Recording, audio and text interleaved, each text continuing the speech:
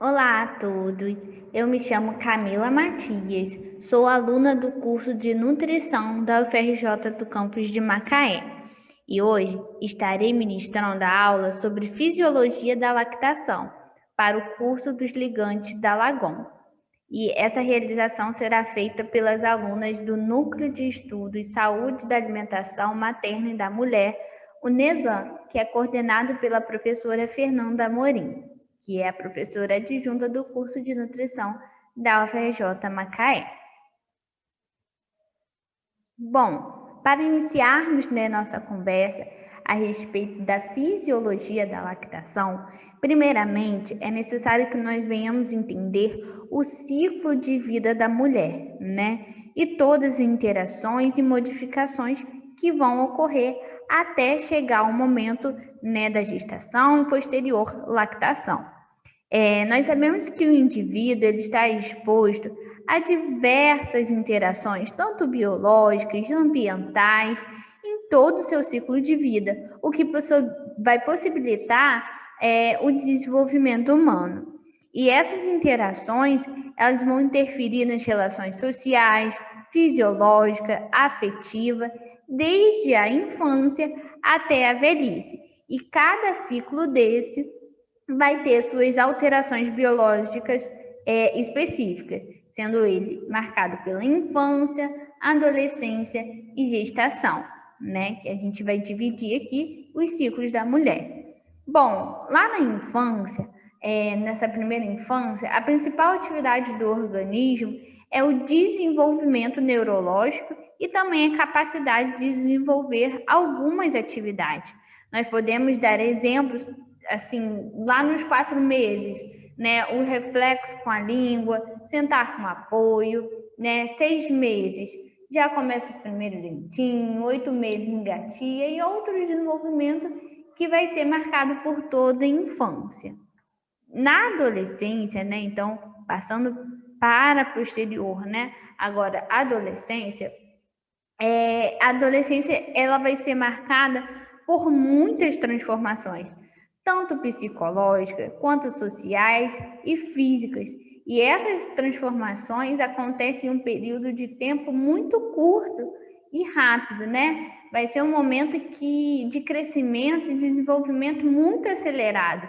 É onde ocorre o pico de estirão, que nós falamos, E o exemplo, de alterações biológicas que vão ocorrer nesse momento no ciclo de vida da mulher, nós podemos caracterizar o aumento da massa corporal, o desenvolvimento físico, maturação dos órgãos do sistema reprodutor, E todas essas alterações. E a alteração mais marcante nessa fase é a puberdade, E com a intensa ação dos hormônios que vai resultar no surgimento dos caracteres sexuais secundários e isso leva à capacidade reprodutiva da mulher.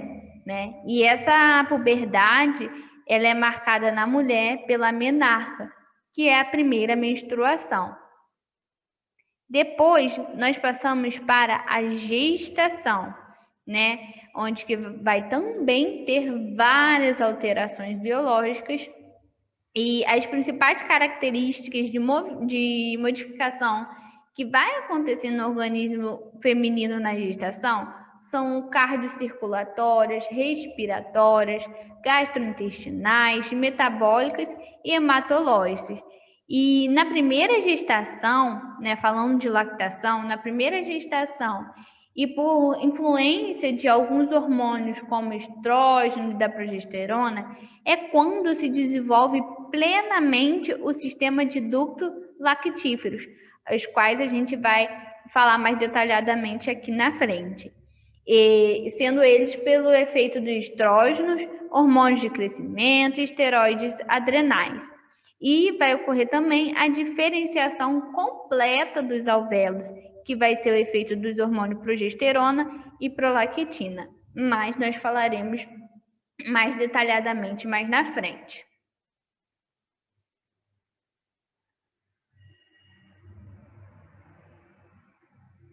Então, a amamentação, a gente pode dividir ela em 3 fases, a mamogênese, a lactogênese e a galactopoiese.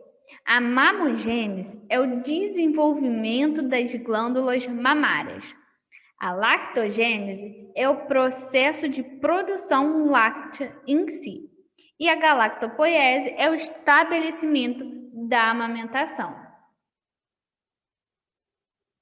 Então, começando, lá na primeira fase, nós vamos falar da mamogênese, que é o desenvolvimento das mamas e das estruturas mamárias, E nesse momento da mamogênese, a hipófise ela vai participar através de vários hormônios, como a prolactina, hormônio do crescimento, hormônios androcorticotrópicos e também hormônios estimulantes da tireoide.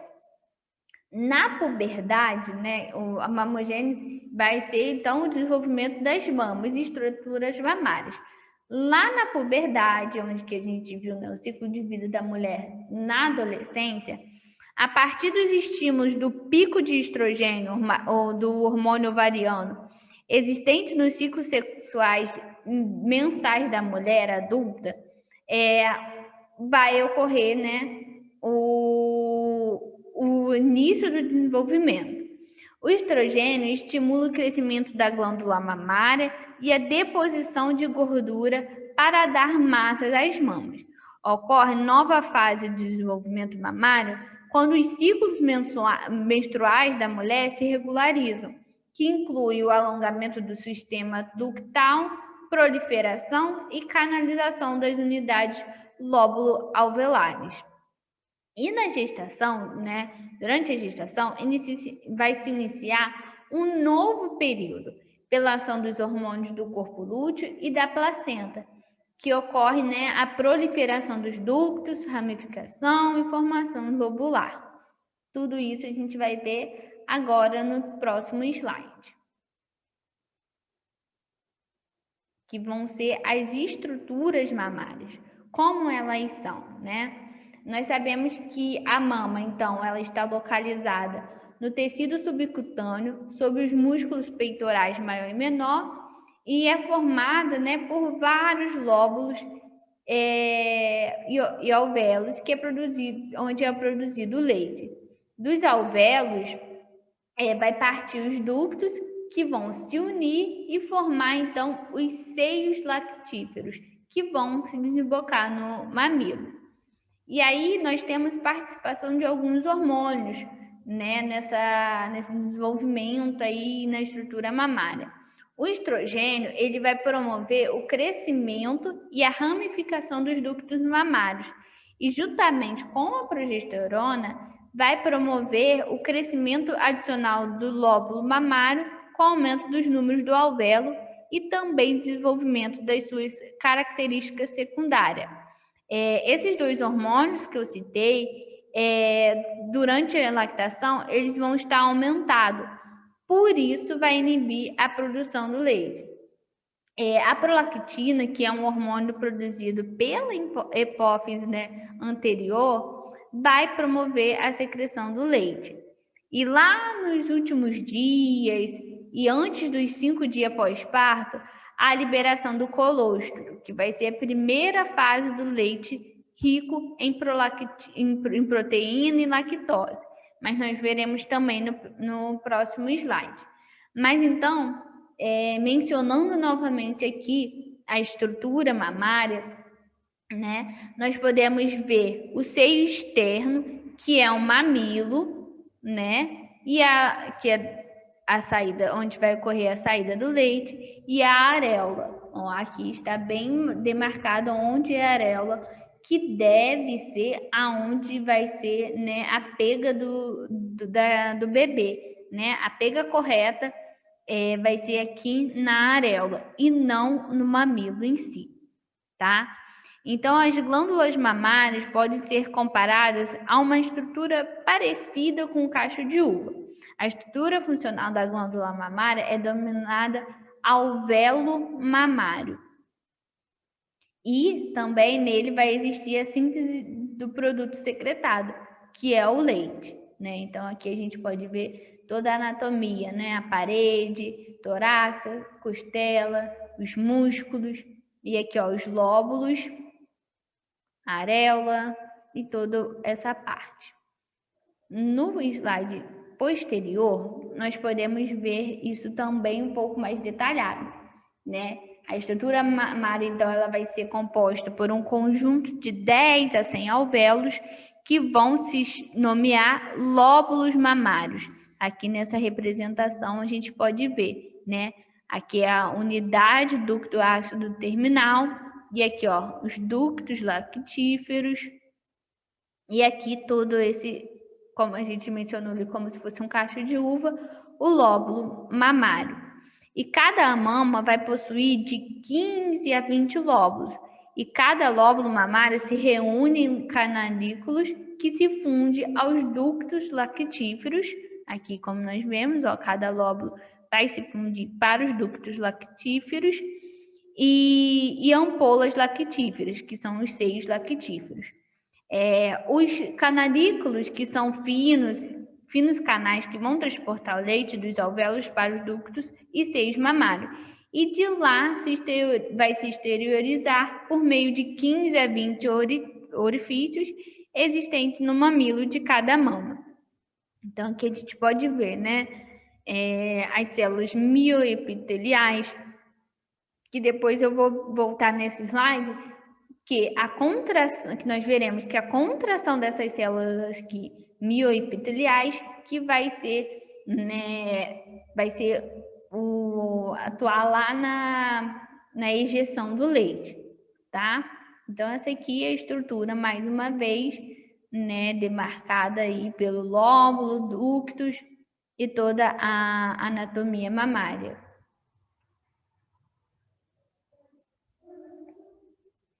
Passando então para falar agora mais especificamente das fases, né? A gente falou mamogênese, né? As 3 fases lá da físio, da amamentação, da lactação. E agora passando para a lactogênese, nós podemos ver que fisiologicamente a lactação está sob o controle de hormônios, principalmente os de origem lá da hipófise, né? De origem hipofisária, cuja produção vai ser influenciada por estímulos externos e também emoção materna. Isso vai ser muito influente lá na produção do leite. O início da manutenção da lactação consiste em processos neuroendócrinos complexos que vai envolver os nervos sensoriais do mamilo, a pele adjacente à mama, a parede torácica, a medula dorsal, o hipotálamo e a hipófise, né, com seus vários hormônios, sendo ele prolactina, ACTH, glicocorticoides, hormônio de crescimento e ocitocina. Então, a lactogênese, ela vai ser dividida também em 3 fases, né? A primeira fase vai ser o desenvolvimento da mama, a segunda, a secreção do leite materno e a fase 3 é a manutenção da produção de leite, onde eu estarei detalhando cada uma dessas fases. E próximo no parto e intimamente ligado aos eventos fisiológicos que vai ocorrer, que causa a expulsão do feto, é iniciada a função secretora por parte da glândula, né, a lactogênese. Então, como vai ser, né, aí atuações dos hormônios na amamentação, como eu já citei algum deles. Lá no processo da maturação mamária, eu já citei ali na frente um pouco, mas vai ter a participação do hormônio progesterona, lactogênio placentário, gonadotrofina, corticoides placentário, hormônios tireoidianos e vários outros, né, hormônios nesse processo de maturação. E a partir desses hormônios, existe então o aumento do volume das mamas, a dilatação das veias superficiais e o aumento do fluxo sanguíneo e também aumento da pigmentação da auréola e do mamilo. Tudo isso vai ser bem caracterizado aí, né, no desenvolvimento da mama. E no fim do segundo trimestre da gestação, o tecido alveolar cessa sua proliferação e inicia a sua atividade secretora basal, que aumenta gradativamente até o final lá da gravidez. E nessa fase, a glândula mamária já está apta a produzir leite, devido aos seus altos níveis de prolactina, hormônio da produção de leite. Bom, iniciando agora, né, descrevendo as 3 fases da lactogênese, nós podemos começar aqui pela fase 1, que vai ser caracterizada pelo desenvolvimento, né, da mama durante a gravidez sob a ação de diferentes hormônios. E os mais importantes são o estrogênio, que é responsável pela ramificação dos ductos lactíferos, e progestogênio, pela formação dos lóbulos, e outros hormônios também vão atuar aqui, né, com a aceleração do crescimento mamário, como lactogênio placentário, prolactina e gonadotrofina coriônica. E na primeira metade, né, da gestação, há o crescimento e proliferação dos ductos e formação dos lóbulos, aquele que a gente viu lá na anatomia da mama. E na segunda metade, a atividade secretora se acelera e os ácidos e alvéolos ficam distendidos com o acúmulo do colostro, né, que é o primeiro leite. E aí a secreção láctea se inicia após 16 semanas da gravidez. Então, eu afirmei aqui que a secreção láctea já se inicia após 16 semanas da gravidez. E no slide anterior, eu também afirmei isso. Se a gente retomar aqui, a gente pode ver que no segundo trimestre, então, da gestação, né, já vai iniciar a atividade secretora basal, e nessa fase, então, a glândula mamária já está apta a produzir o leite devido aos altos níveis de prolactina, hormônio da produção de leite. E aí a gente vem e lembra daquela dúvida muito recorrente de quando a mulher apresenta a liberação de um líquido, de um leite. E aí, às vezes, é uma dúvida, é normal ainda na gestação, no final da gestação, sair aquele leite? Então, sim, é normal, porque ao final da gestação, a glândula já está pronta para secretar lactose e caseína, o colostro, como a gente viu aqui. Então, sim, pode haver a saída do colostro nos últimos dias de gestação, devido a essa secreção láctea já se iniciar após 16 semanas da gravidez, tá bom? Então, isso fisiologicamente é comum, a saída desse colostro. Não se pode ter o estímulo, né? Fazer estímulos da mama para que isso ocorra, mas fisiologicamente isso é normal que ocorra em algumas mulheres, tá? Mas e quando acontece de a mulher não ter essa saída do leite? Quer dizer que ela não vai produzir leite após a criança nascer? Não, isso não é verdade, né? Porque aqui a gente pergunta, se não sair, a mulher produz leite? Sim, né? A gente pode afirmar que vai sair leite, sim, porque nem todas as mulheres terão essa liberação, mas com a expulsão da placenta, né, que vai levar à queda dos níveis de estrogênio e progesterona, e vai haver, né, e com a sucção, vai ser liberado sim, com a atuação aí da prolactina e ocitocina, que a gente vai ver mais à frente. Então, é normal que saia, mas se não sair também o leite nesse final da gestação, aí não é característico que a mulher não produzirá leite, tá bom? Então, lactogênese fase 1 é o desenvolvimento da mama e a ação desses diferentes hormônios. Já na fase 2, né, com o nascimento da criança e expulsão da placenta, há uma queda acentuada, né, dos níveis sanguíneos maternos do progestogênio, com consequente liberação da prolactina. pela hipófise anterior. E aí vai se iniciar nessa fase que é demarcada pela secreção do leite. Há também, né, nessa fase, a liberação da ocitocina durante a sucção da criança, né, que é o hormônio produzido aí pela neurohipófise, tá?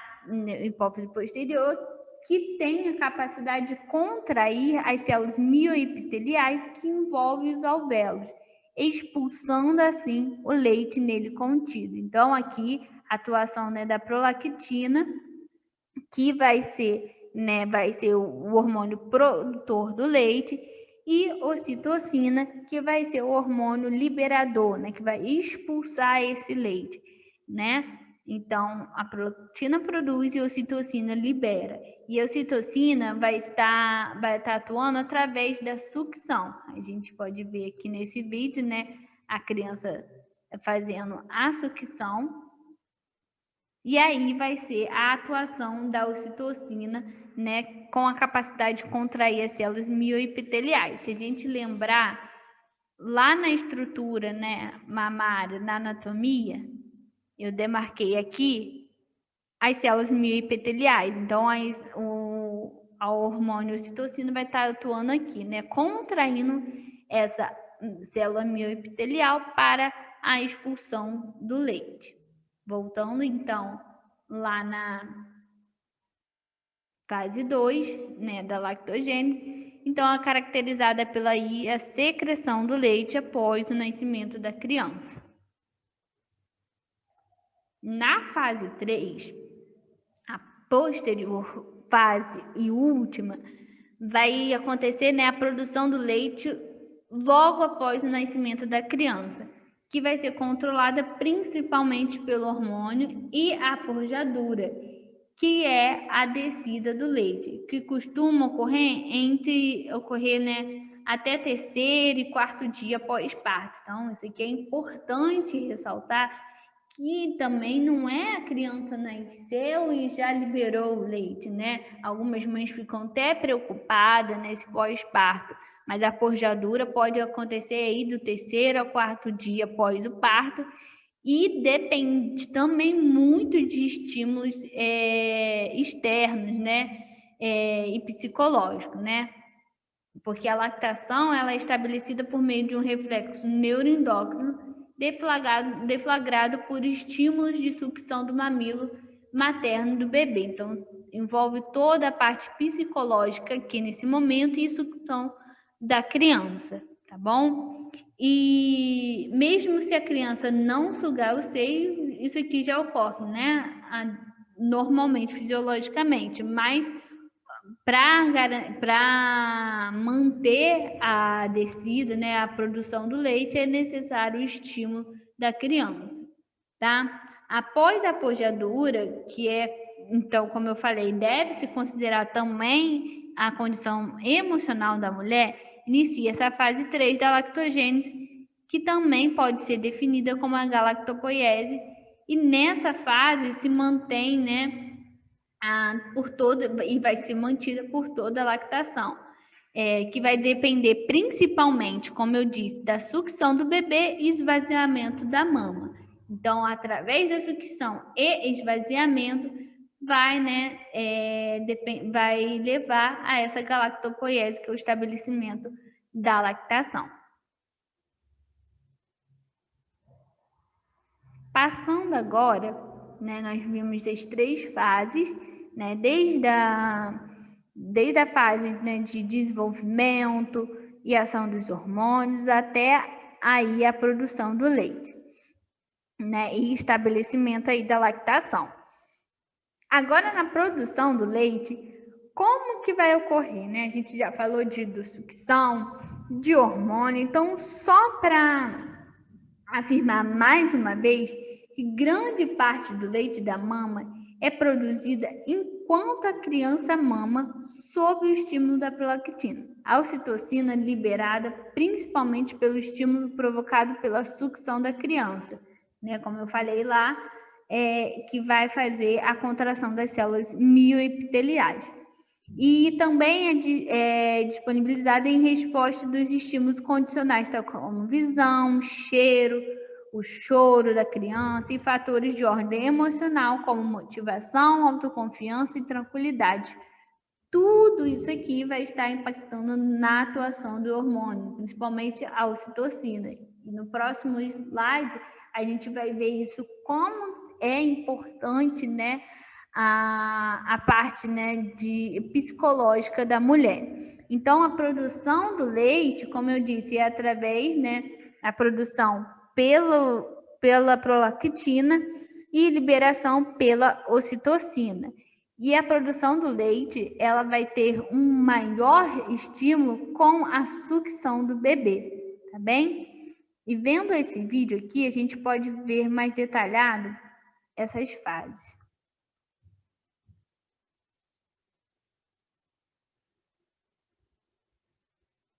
Aqui as glândulas mamárias, ductos,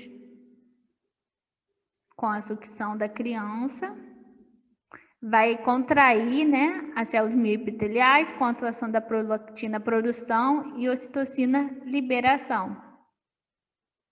Produzir o leite, a prolactina, e a expulsão do leite com a ocitocina. Esse vídeo é bem legal, né, encontrado lá no YouTube, falando da fisiologia da lactação, como a gente viu essa fase aí detalhada com a produção, liberação através da prolactina e ocitocina. E aí, a gente pode, mais uma vez, afirmar que o maior estímulo é através da sucção do bebê. E para ajudar, né, também nessa produção, a gente pode levar em conta a hidratação, né, da mulher com a ingesta hídrica, livre demanda, né, amamentar, né, quando a criança quiser, sem horário estipulado, alimentação materna muito importante, ter o descanso, reduzir o estresse, né? Isso é muito importante e também vai impactar aí na produção do leite. Agora, vendo detalhado, né, sobre esses hormônios aí atuando na produção do leite, a gente sabe que a prolactina, ela vai ser secretada pela adenohipófise, tá? E aí ela é responsável pela produção do leite, afirmando mais uma vez. E após o nascimento da criança, os níveis de secreção da prolactina voltam aos níveis normais, que tinha tido uma queda, e, né, aos níveis normais de uma mulher não grávida. E, entretanto, quando a mãe amamenta o filho, os receptores nervosos do mamilo atingem o hipotálamo, provocando a secreção de prolactina de 10 a 20 vezes, né, maior, permanecendo elevada até a última hora. E vale a gente ressaltar que ficou bem pequenininho, né, mas que pode ser diminuída essa produção, a prolactina, né, pode ser diminuída pela nicotina, né, encontrada no cigarro. Então, é aconselhado que a mãe lactente não fume, né, porque pode impactar aí na produção do leite. E a ocitocina, que é um hormônio secretado pela neurohipófise, vai ter uma importante atuação, vai ter um importante estímulo com a sucção, como a gente disse ali atrás, né? Porque a sucção do bebê vai ativar os mecanorreceptores, que vai gerar informação sensorial ascendente para o hipotálamo, que aí vai estimular a secreção, né, da ocitocina pela neurohipófise. E, além disso, também a sucção do mamilo inibe a secreção hipotalâmica do hormônio inibidor da prolactina, PIH. E ele diminuído vai aumentar, né, a produção da prolactina. Então, aí, né, a ocitocina é produzida pela hipófise posterior, neurohipófise, em relação à sucção da criança, afirmando mais uma vez, né? E que vai acontecer favorecendo a expulsão desse leite produzido nos alvéolos mamários para os ductos e seios lactíferos, né? Então, o controle do hipotálamo sobre a lactação pode ocorrer pela presença de outros também estímulos que vai estar integrado no sistema nervoso, como, por exemplo, né, como eu disse lá atrás, né, o choro de uma criança, o pensamento da mulher no bebê, isso pode ajudar aí, né, na produção, e entre outros fatores que podem inibir, que é o estresse fisiológico e psicológico, né, que vai atuar aí inibindo. Então, tanto a ocitocina vai ser muito interferida nisso, né? Com como a mulher está, né? Qual é a condição materna? Ela está sendo apoiada? Está tendo um apoio nesse momento? Ela está tendo aí, né? Sendo estimulada para isso? Ou tem alguma coisa impactando, né, nesse estresse psicológico, e tudo isso vai impactar muito nessa produção do leite, né? E também o choro e o pensamento da criança vai ajudar aí na liberação. Então aqui a gente vê, né, um esqueminha, né, de informações daí sensoriais, ascendente e os mecanismos receptores. Então, com a sucreção do bebê, vai ter essa contração aqui do músculo liso, né, e das células mioepiteliais, né? E aí vai levar a informação lá para o hipotálamo, né? E aí aqui a neurohipófise com a ocitocina e a adenopófise com a prolactina, né? A prolactina produz o leite e a ocitocina vai secretar, liberar esse leite. Então, vale ressaltar mais uma vez que a condição materna, né, psicológica, vai ter muita influência aqui na produção do leite. Então, é necessário uma rede de apoio, é necessário ver como essa mulher está, em qual ambiente ela está inserido, porque não é somente fisiologicamente a atuação da ocitocina, prolactina e pronto, isso já está definido como uma produção do leite. É necessário, né, lembrar, né, não só o olhar na criança, mas também na condição aí materna. Bom, passando agora, né, já visto toda essa parte fisiológica da maturação mamária, da produção do leite, agora a gente vai falar do leite um pouquinho, né, para finalizar aí, do leite materno. Esse slide aqui, toda essa recomendação, eu tirei do Guia Alimentar, né, para crianças brasileiras menores de 2 anos. Se você apontar a câmera aqui do celular aqui para esse QR Code, já vai ser, né, encaminhado para o Guia Alimentar, muito importante, que vai ter várias recomendações, inclusive da amamentação. E aí o guia traz, né, algumas afirmações sobre o leite materno.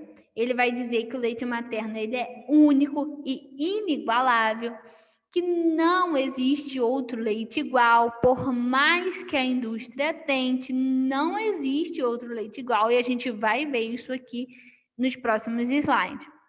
O leite materno ele é um alimento ideal para a criança, porque ele é totalmente adaptado às suas necessidades no primeiro ano de vida. Pode prevenir o aparecimento de várias doenças na vida adulta da criança e contém, né, anticorpos e outras substâncias que protegem a criança de infecções. Então, o leite materno, ele é tudo isso aqui e muito mais, trazendo benefícios para a mulher, criança, sociedade e meio ambiente, né? Então, a gente pode, e o guia vai afirmar tudo isso daqui a respeito do leite materno. Então, se a gente. E a parte fisiológica tem muita importância aqui, né? Porque a gente fala que é único, é inigualável, não tem outro leite igual. Nenhum leite passa por todo esse processo, né? De fisiológico da mulher, que vai ter aí a sua individualidade, né? Passando aqui, então, né, como eu disse e o guia também afirma que o leite materno ele é único, ele é inigualável, não existe outro leite igual. A gente pode fazer aqui a diferença, né, nas comparações de alguns leites. o leite materno, as fórmulas infantis e o leite de vaca. Se a gente for ver os nutrientes, olha aí na proteína do leite materno, a quantidade é adequada e é fácil de digestão para a criança, é necessário afirmar isso, que é de fácil digestão. Na fórmula infantil, é modificada, adequada, né, a quantidade adequada, porém com risco de alergia, né? Pode trazer esse risco aí. E no leite de vaca há um excesso aí da proteína e aí pode dificultar a digestão, tá bom? Então, o marketing vai dizer que a quantidade de proteína está normal, tudo bem, mas vamos ver os outros fatores. Vitamina, no leite materno tem a quantidade suficiente. Na forma, geralmente as vitaminas são suplementadas e o leite de vaca é deficiente em vitamina A e C. Quanto aos minerais, a quantidade aí no leite materno é suficiente, equilibrado, tá bom? No leite de fórmulas é suplementados e parcialmente equilibrado, tem uma difícil absorção, e já no leite de vaca há um excesso. A água é suficiente no leite materno, na fórmula infantil é necessário ofertar, tá bom? Ter a complementação aí da água, e no leite de vaca não tem. E fatores de proteção imunológicas na leite materno é presente, e aí a gente vê que na fórmula e leite de vaca é ausente. Então, e aqui também, ó, fatores de crescimento presente no leite humano materno e ausente na fórmula e leite de vaca. Então, pode-se dizer que o marketing vai dizer que a proteína é adequada, que existe todas as vitaminas e minerais necessários para a criança, mas nunca vai ter aqui, ó, fatores de proteção imunológica e fatores de crescimento, né? Porque então aí a gente afirma que ele é único, inigualável. Por mais que tente modificar, tente adequar, o leite materno é sempre adequado, né, e de fácil digestão. Os outros vão ser modificados, né, ou com excessos ou com faltas, né? E a proteção imunológica e fatores de crescimento só é presente no leite materno, porque passa por toda essa parte, alteração, né, fisiológica da mulher. Passando aqui, então, a gente pode perguntar, cadê essa semelhança que o marketing tanto fala, que a indústria tanto fala entre o leite materno e os compostos, né, lácteos, fórmulas infantis? Então, primeiramente, quero dizer que não tenho, né, não tenho um conflito de interesse, não declaro não haver, mas cadê essa semelhança que tanto é afirmada, que proteína é adequada, que, né, vitaminas são adequadas? Vamos ver aqui, então, a diferença, né, comparando o leite materno e os compostos, fórmulas infantis. A gente vê que o leite materno ele é composto por nutrientes como carboidrato, a lactose sendo o principal, proteína e gordura, tudo isso aqui adequado, vitaminas e minerais e água, compostos não nutricionais que vão auxiliar aí no processo digestivo, como as enzimas, e compostos imunológicos, né, células de defesa, substâncias que agem como bactericida e probióticos que auxiliam na colonização intestinal do bebê, tá? E aí, na fórmula, olha a quantidade de ingredientes, né? Tem lactose, óleos vegetais, amido, proteínas, né, soro de leite hidrolisada e vários outros, né? Cloreto de sódio, sulfato de zinco, isso aqui é uma fórmula, né, que não apresento o nome, porque eu não tenho conflito de interesse, tá bom? Então, geralmente, a fórmula, se você pegar, né, lá as listas de ingredientes, faça exercício, procure algumas fórmulas infantis e seus ingredientes, informações nutricionais. Você vai ver que tem muitos ingredientes e alguns que você nem conhece, nem sabe o que são, né?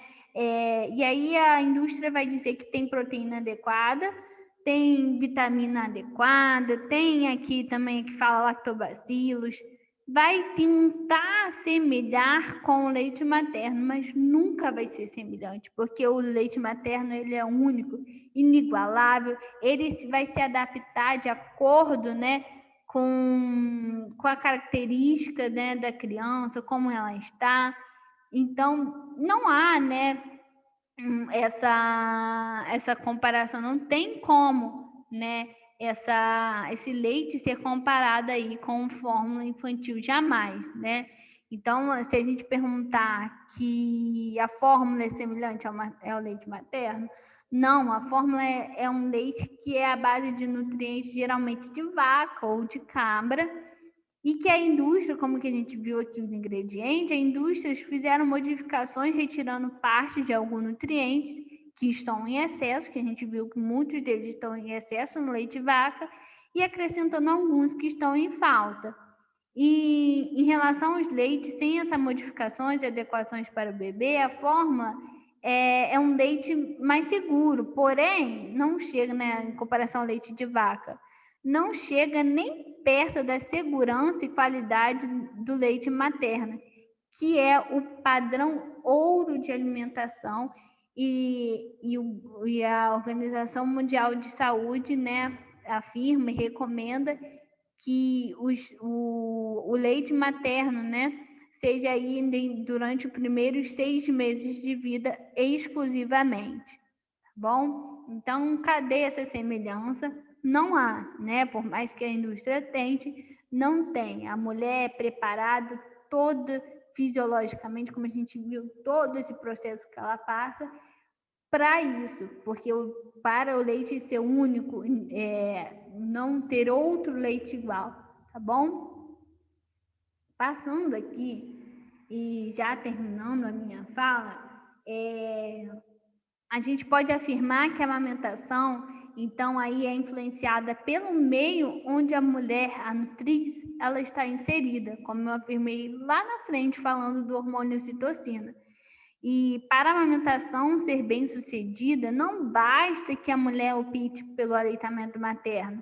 Ela deve estar inserida em um ambiente que apoie essa sua decisão, né? Como eu falei lá na frente, a produção do leite, né, e liberação vai ter atuação aí fisiológica da prolactina com a produção de ocitocina, com a liberação, sim, mas também vai ter muito impacto, né, em como essa mulher está, né, no estado psicológico dela e o ambiente que está favorecendo isso ou não. Se a mulher está sendo bem cuidada ou se ela está tendo algum abuso ou alguma coisa que está tentando, que está atrapalhando nessa fase aí, se ela está sendo muito pressionada, se ela está muito cansada, como essa mulher está? Quem está ao lado dela?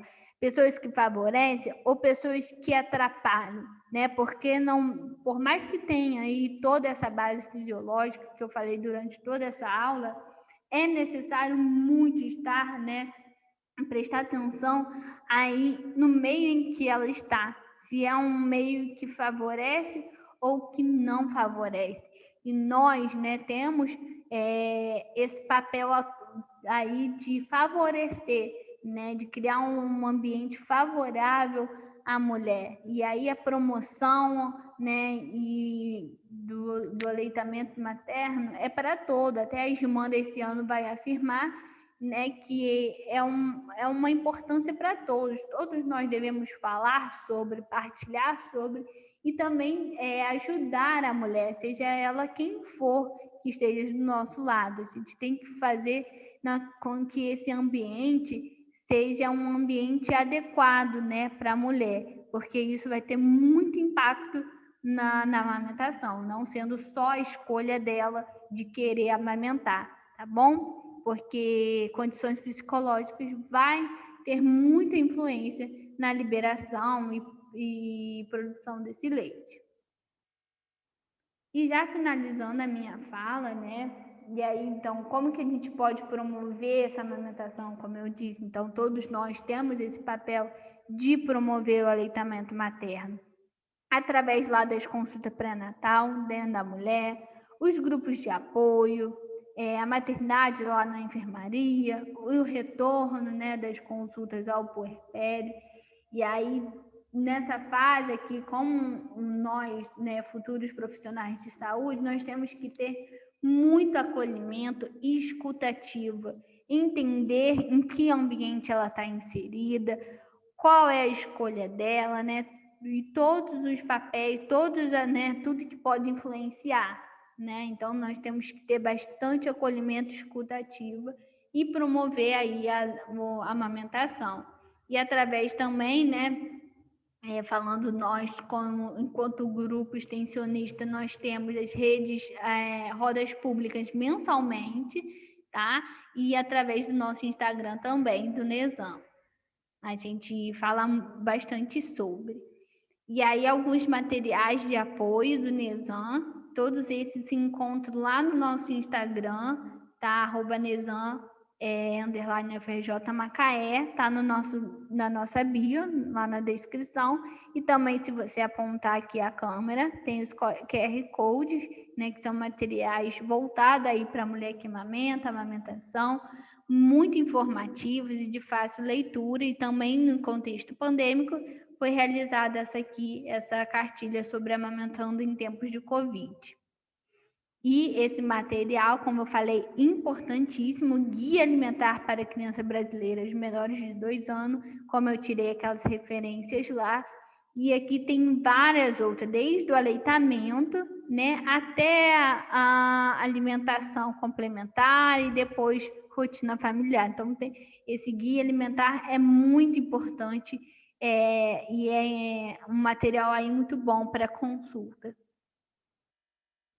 E aqui algumas referências que eu utilizei, tá bom? E desde já, meu muito obrigada. Espero que tenha ficado claro as informações. Posso disponibilizar o slide. Teremos aí algumas atividades para complementar, tá? E qualquer coisa estou à disposição. Muito obrigada pela oportunidade também de poder ministrar esse curso aos ligantes da Liga Alagon.